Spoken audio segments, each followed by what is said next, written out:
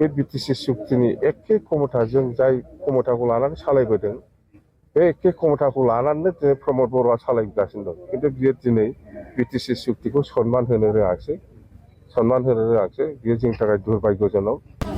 दिनै आथिखालनि फिफाया मर्डान जुगनि फिफाया बर'फोरनि जोंनि हाग्रामा गुबुन गुबुन दिनफोरनि बायदि दिनैबो नोंथांमोननि थाखाय मोनसे भिडिअ लानानै फैबाय। आसा खालामो नोंथांमोना भिडिअखौ नायलांगोन। मैया 10 फेब्रुवारि बे 10 फेब्रुवारि खालि बिटिसिनि गोरोबथा सान आरो बे गोरोबथा सानखौ बिपिएफ हान्जानिफ्राय गोबां माने दोलै नोगोरै खुंफुंनायखौ जों नुनो मोन्दों आरो बेजों लोगोसे बिटिसि एकर्ड बा बड'लेण्ड दाबिनायनि थाखाय जायफोर मुंख्लंफोरा गाव गावनि जिउखौ बावसोमलांबाय बेफोरनिबो मुंख्लं खाम्फायाव एबा मुंख्लंफोरखौ गोसोखांनानै बिबार बावनाय हाबाफारिफोरखौबो जों नुनो मोननाय जादों।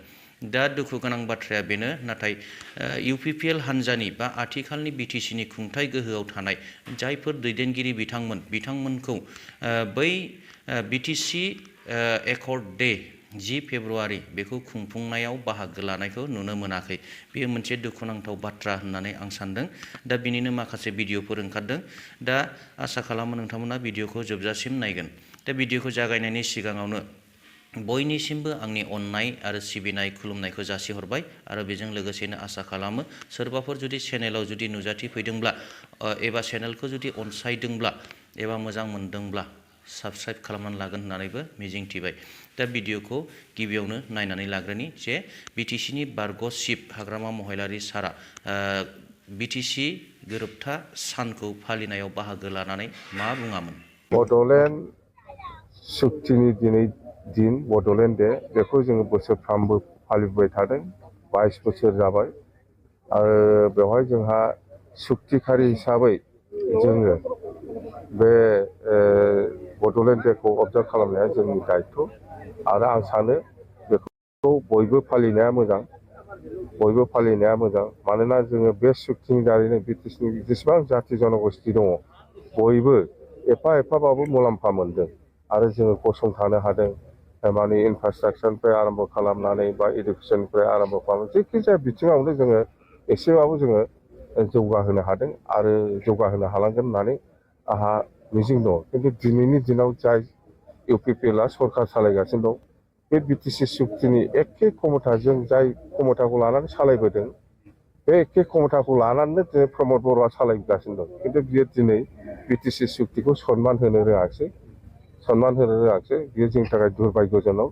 इउपिपिएलनि रावबो सोद्रोमा बा इउपिपिएल पार्टिनि रावबो मानसिया दिनै बे बिटिसि सुक्तिखौ अनार होआखै। मुंख्लं न'खरफोरनो जोङो आगोलाव रिहाबिलिटेसन होबोबाय, सोरनिबा साख्रि होबोदों, सोरनोबा एसे एनै रां मदद होबोदों। बे जाबोबाय, आरोबाव जाबावगोन आरोबाव खालामबावगोन जोङो। बिटिसि आरो बिटिआर एकर्डनि गेजेराव सारनि मोनदांथियाव माबायदि डिफारेन्स? बिटिआर एकर्डआ जिर', बियो सुक्ति नङा, बियो मोनसे एग्रिमेन्टसो। बियो जोंनि बायदि मोनसे सुक्ति जायाखै, एकर्ड जायाखै। बियो मोनसे एग्रिमेन्ट। नोंजों आंजों हा बन्दक होलायनायाव, हा बायलायनायाव जेरै एग्रिमेन्ट जायो बेबायदिसो बियो, बेहाय जेबो गैया। बिटिसि खुंथायाव फैफिनगोनखौ मिजिंथिदों। बिटिसि खुंथायाव फैफिननांगौआथ' रायजो राजाफोरनि सायाव निर्भर खालामगोन। जोंथ' दिनै प्रमद बर'आ दि जेबो मावनो हायाखै, जिर', बे खोथाखौ जोङो रायजोफोरनि सिगाङाव बुंगासिनो दं। जेबो खामानि मावाखै आरो मावनोबो गोसो गैया। मावनो गोसो थायोब्ला मावनो हायो, मावनो गोसोआनो गैखाया बोरै मावनो हानो। आं बे प्रमद बर' बादि माबा भिजन मिसन बेबायदियाव गैयालै। जोंहा दंखायो, खामानि मावनांगौ दंखायो, जोंहा खामानि मावनांगौ दङ। जेनेबा बिटिसि ओनसोलाव सान्थि आरो खौसेथि लाखिनाय, बिटिसि ओनसोलाव उन्नयन लाखिनाय, बेफोर जोंनि माने टारगेट। जोंनि माने बियो जाहैबाय जोंनि मेइन स्ल'गान माने मेइन उद्देश्य। प्रमद बर'मोन बादि माबा फेस्टिभेल माबाफोर बेफोरबायदि माबा माबि खुंनानै फैसा बख'बाय थानानै जाग्रा मानसि नङा जों। बेनाथ' फेस्टिभेलानो हिसाब गैया। माबा मिसन भिजन बेफोरनि नामावथ' फैसा बरननानै जागासिनो दं।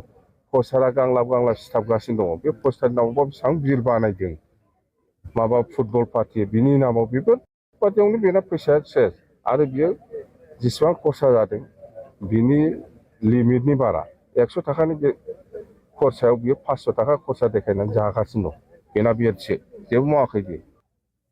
मा गोजोन फैदों बे जायफोर सुक्तिखारि लिडारफोर आरो जायफोर केडारफोर बिथांमोनाव सोंबानो जाबायना बिथांमोना मा मोनदों मा गोजोननाय फैदों एनडिएफबिनि केडार लिडारफोरनाव सोंदो बिथांमोना बे 16 दारि मा रिहाबिलिटेसन जादों मा मोनदों दिनैसिमबो केसआव दङ केस सोलिगासिनो दं दिनैसिमबो जेलाव दङ बबे सुक्तियाव नुफेरा सुक्ति खालामखांनायनि उनाव मानसिया जेलाव थायो बबे सुक्तियाव नुफेराखै बबे दुनियाव बबे सुक्तियाव नुफेरा सुक्ति खालामनायनि उनाव मानसिया जेलाव थायो जोंथ' बेबायदि नुफेराखै आल्फाखौ नुवाखै सुक्तिनि सिगां बिसोर आल'सना पन्थी आल्फानि जेसेबां जेलाव दं बिसोर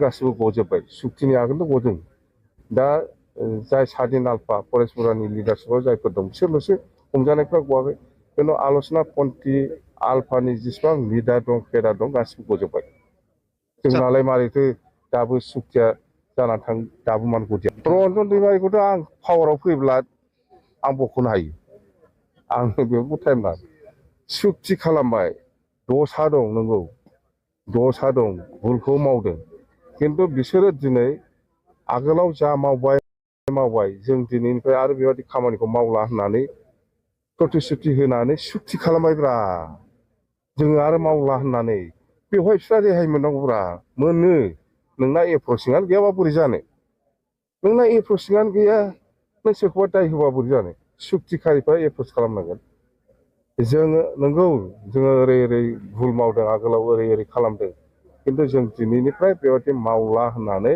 प्रतिश्रुति होनानै सुक्ति खालामबाय बिनि उनाव मा थाखो आंहाबोथ' भुल दंमोन आंबोथ' बेबायदि खामानि मावला होननानै सुक्ति खालामदों बिनि थाखायनोथ' जेलनिफ्राय आंबो गदों केसाबो जोबदों दिनै आल्फा आल'सना पन्थी आल्फानि लिडारफ्रा जों आगोलाव जा मावबाय आरोबाव जों गोदानै बेबायदि मावफिनला जोङो सान्थि थानो लुबैयो होननानै बिथांमोनाबो सुक्ति खालामबाय बिनि थाखायनो जेलनिफ्राय गजोब्बाय बे ससे भिडिअखौ नुनानै रायजो राजा नोंथांमोना निस्सय हमनो हाबाय जे आथिखालाव खुंथाय गोहोआव थानाय इउपिपिएल हान्जानि गोबांथार दैदेनगिरिफोरा बाहागो लानो हायाखिसै आरोबाव बिपिएफ हान्जाया जुदि खुंथाय गोहोआव फैयोब्ला एबा हाग्रामा महिलारि सारा जुदि फिन बिटिसिनि गोहोखौ मोनफिनोब्ला जोबथेसालियाव थानाय गासैबो बारग' एनडिएफबिजों लोगोसे रन्जन दैमारि सार बिथांमोनखौ माने उदां अख्राङाव लाबोनो हागोन होननानै बिथाङा गावनि खुगाजोंनो फोरमायनायखौ जोङो भिडिअनि गेजेरजों नुनो मोनबाय दानिया फैदो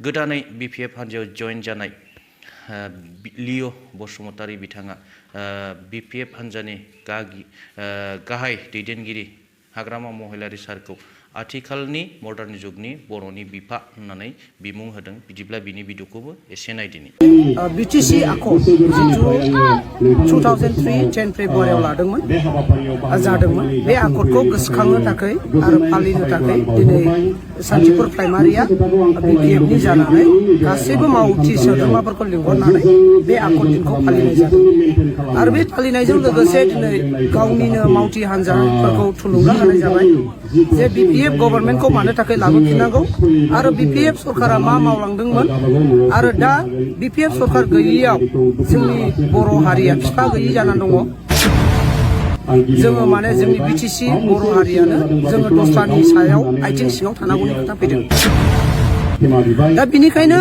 दिनैनि दिना गोथार दिन आरो बे गोथार दिनावहाय मोनसे गोसोखांथायखौ होबाय बे गोसोखांथायानो जाबाय जोंनि रायजो राजा पाब्लिकफोरखौ जेसेबांनाखि बिथांमोना इउपिपिएल दोलाव थांदोंमोन बिपिएफनिफ्राय बिथांमोनखौ जोङो आह्वान खालामो दे जोंनि बे बिपिएफ दोलाव फैफिननानै गावनि राव हारिमु नेरसोनखौ बासायनो थाखाय जोङो खावलायफिननाय जाबाय आरोबाव जोङो हाग्रामा सार जिथु जोंनि मानगोनां बुंनो थाङोब्ला दिनै गाबोननि बियो जोंनि बर'नि बिफा जानानै दङ दिनै आथिखालनि बिफाया मडार्न जुगनि बिफाया बर'फोरनि जोंनि हाग्रामा सारानो दा बिनिखायनो बे बिथांखौ जोङो बिफा महरै लाबोफिननानै जोंनि बर' हारिखौ बासायनो जोंनि बिटिसिखौ बासायनो बे दिनैनि बिटिसि आखद दिनाव जोङो गोसोखांनाय फैबाय आरो बिनिखायनो आं रायजो राजाफोरखौ गासैखौबो खावलायनाय थाबाय जोंखौहाय लोब फैनानै बिपिएफखौ सापर्ट खालामनानै आरोबाव जों बिपिएफ सरकारखौ दाफिननो थाखाय बे गासैबो भिडिअफोरखौ नुनानै रायजो राजा नोंथांमोना माबायदि मोन्दांथि मोनखो प्लिज कमेन्ट सेक्सनाव लिरनानै हरदो आसा खालामो नोंथांमोना भिडिअखौ जोबजासिम नायदों आरो भिडिअखौ नायनानै निस्सय माबा मोनसे मोन्दांथिखौ मोनथारबाय होननानै। दा दिनैनि भिडिअखौ गोलाव खालाम सानाखिसै, जाय बिथांमोना भिडिअखौ जोबजासिम नायबाय बिथांमोननि थाखाय रोजा रोजा साबायखर थाबाय आरो उननि भिडिअ लोगो मोनफिनगोन आसा खालामनानै दिनैनि भिडिअखौ एसेयावनो दोनथ'बाय। थेंक इउ, गोजोन्थों।